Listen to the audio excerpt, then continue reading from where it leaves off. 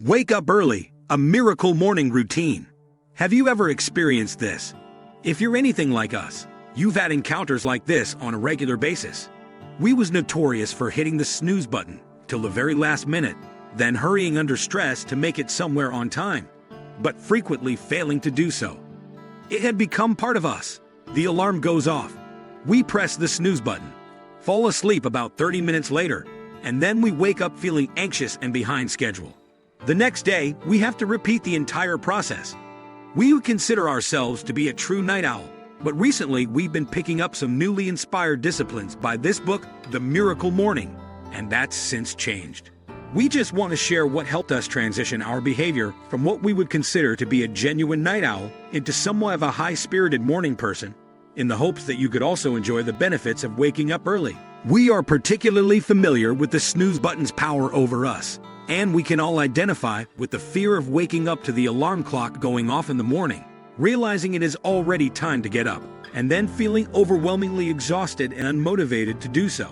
In actuality, such actions can end up defining our entire day and eventually, over time, end up dictating our entire existence. We fool ourselves into believing that this one instance of pushing the snooze only affects us in that particular instant, and that we are controlled by our ill-informed wishes. According to Hal's book, we press the snooze button and fight the need to wake up, not realizing that by doing so, we are telling the universe that we would rather to lie in our beds unconscious than consciously and actively live the lives we claim to want. Therefore, when we press the snooze button, it's as if we're telling ourselves that we don't want to live, at least not fully. So, why then are we this way? And how is it that we can go to bed feeling inspired to face the next day, yet when that day arrives, there are just a few more minutes? This is what Hal refers to as our wake-up motivation level, or wake-up motivation level. Most of us are awakened from a dead sleep each morning when the alarm goes off. The idea of leaving our cozy beds is the least attractive. On a scale of 1 to 10, most of us would likely rate our wake-up motivation level near to a 1 or 2 if asked to rate our degree of motivation for getting up when the alarm clock begins to ring non-stop. Half-asleep people frequently desire to press the snooze button in order to continue sleeping. The difficulty lies in finding the drive to get up early and make a special day for yourself. He outlines what he refers to as a 5-step snooze-proof wake-up plan in his response, which is actually fairly straightforward when taken one step at a time. The rest of your morning can be thought of as the pre-workout. We won't go into great detail about these. Instead, we urge you to buy the book for a more thorough explanation. But the majority of what you need to stop hitting the snooze button should be provided by these initial actions. Setting intentions before going to bed is the first step. Frequently, our final and the last idea we have before we go to sleep is the first thing we think when we get up. Therefore, it's critical to foster genuine anticipation for the following morning. What is there in the future day that we even have to look forward to? Why wouldn't we want to press snooze? Just think about those ideas for a moment.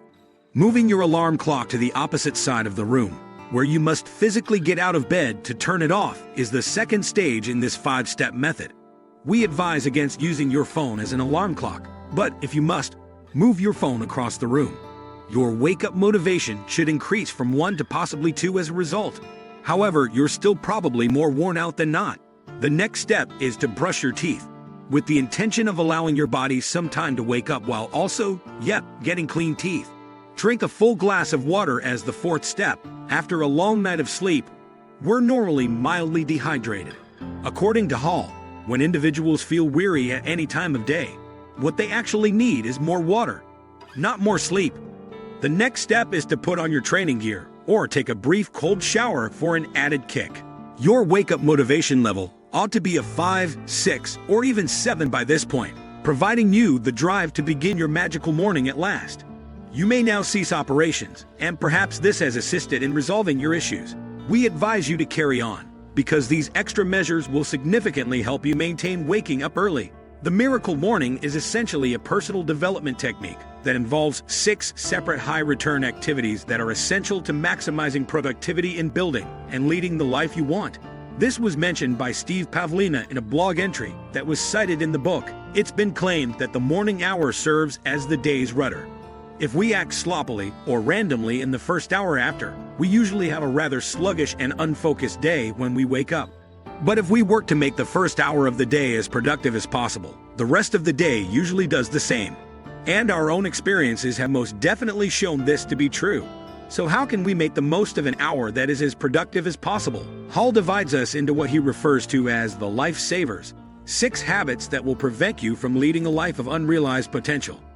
We frequently have the impression that there is just too much going on, and there are too many things we need to do in this very overstimulating environment where we are constantly being fed content.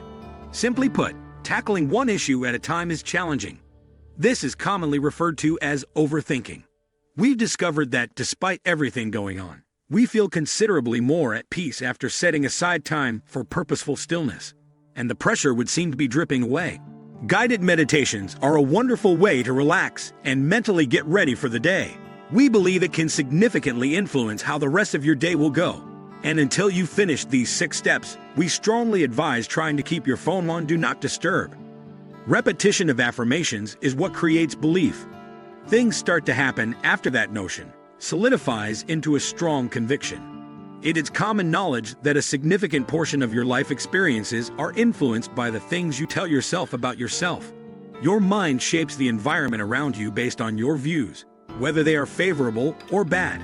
Therefore, it's crucial to make sure that the mantras we repeat to ourselves frequently are in line with the goals we have for ourselves. Instead of seeing things as they are, imagine how you would like them to be. It might be all too easy to get caught up in the trap of envisioning bad things happening to us. You might probably relate to my excessive use of worst-case scenarios. Our imagination has a tendency to fill in the blanks of all the what-if scenarios. Therefore, when we put a lot of effort into picturing those thoughts, it may lead to the realization of our darkest fears. Either that, or our efforts toward our objectives would be stifled by a lack of action brought on by dread. So take a moment to see your life as you want it to be. Even just seeing yourself working on the tasks you have set for the day while having fun in the process will help. For a very long time, we were mistaken. We used the justification that if we scheduled time for exercise in the morning, we would be exhausted before our day had even begun. Therefore, we never actually worked out. We was mistaken. The normal you actually get more energy from exercise. For a variety of reasons, getting your heart pounding in the morning is good. According to Hall, the advantages of morning exercise are too numerous to dismiss, ranging from assisting you in sustaining better levels of energy throughout the day to assisting you in waking up and improving your mental clarity. And you don't even have to exert yourself fully. Just a short burst of cardiovascular exercise, such as jumping jacks, push-ups, pull-ups, or a quick jog. Whatever you discover works for you will significantly alter the course of your day.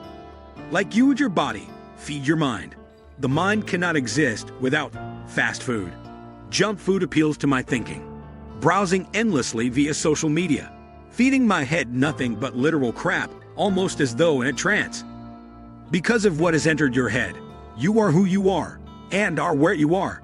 By altering what enters your consciousness, you can alter who you are and where you are. What you believe determines everything about your values, principles, and view on life. You feed your thoughts, and the environment you live in reflects your views. Therefore, we need to be very careful about what we let into our thinking. So read books, articles that interest you, and other material that adds worth to your life.